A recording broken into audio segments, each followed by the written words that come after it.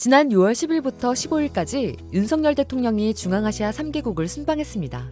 이번 순방으로 에너지, 인프라, 광물 협력이 강화되면서 중앙아시아 3개국에 대한 관심이 높아지고 있는데요.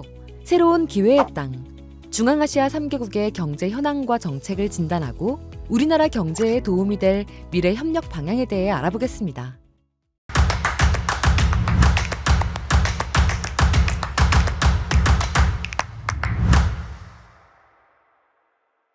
중앙아시아 3개국 카자흐스탄, 우즈베키스탄, 투르크메니스탄은 에너지 광물 부국이자 아시아와 유럽을 연결하는 통로로 전략적 가치와 중요성이 커지고 있는데요. 여기에 우크라이나 사태 장기화로 러시아에 대한 서방의 제재가 계속되면서 신규 물류 요충지로 각광받고 있습니다. 먼저 카자흐스탄은 중앙아시아 국가 중 한국의 최대 교역국입니다. 양국의 교역액은 2022년 65억 달러로 역대 최고치를 기록한 후 2023년 조금 감소했지만 여전히 성장에 대한 기대가 큽니다. 한국의 주요 수출품은 승용차와 자동차 부품인데요. 승용차 수출액은 2023년 11억 2,800만 달러로 2021년 대비 약 2.9배 증가했고 자동차 부품은 같은 기간 13배 이상 급증했습니다. 한국의 대카자흐스탄 누적 투자액은 2023년 27억 달러로 중앙아시아 5개국 중 가장 큰 규모입니다. 다음은 우즈베키스탄입니다. 2023년 한국과 우즈베키스탄 교역액은 24억 6,017만 달러로 역대 최고치를 기록했습니다. 바로 주요 수출 품목인 자동차 부품, 승용차가 호조를 보였기 때문인데요. 한국의 대우즈베키스탄 직접 투자는 8억 7,879만 달러로 그중 섬유 제품, 자동차 및 트레일러 중심의 제조업 투자가 가장 큰 비중을 차지합니다. 마지막으로 2023년 투르크메니스탄과 한국의 교역 규모는 1,700만 달러로 중앙아시아 5개국 중에서 가장 작은데요. 최근 5년간 한국의 대투르크메니스탄 주요 수출 품목은 화물 자동차, 자동차 부품, 의약품이며 한국의 대투르크메니스탄 투자액은 플랜트 산업에 집중되어 있는 것이 특징입니다.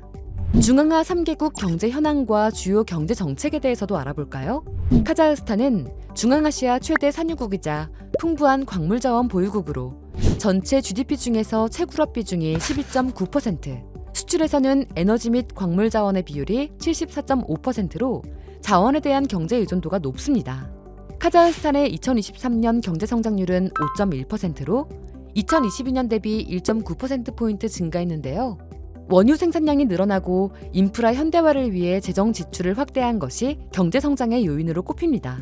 이에 따라 카자흐스탄은 높은 자원 의존도를 완화하고 제조업 등으로 산업을 다각화, 고도화하는 것을 성장 과제로 삼고 있습니다. 다음으로 우즈베키스탄의 지난해 경제 성장률은 6%로 서비스업, 건설업 등이 성장하며 전년 대비 0.3%포인트 증가했습니다. 총 교역액도 전년 대비 25.1% 증가한 약 626억 달러를 기록했지만 무역 수지가 적자를 보이며 무역 불균형은 지속되고 있는 상황입니다.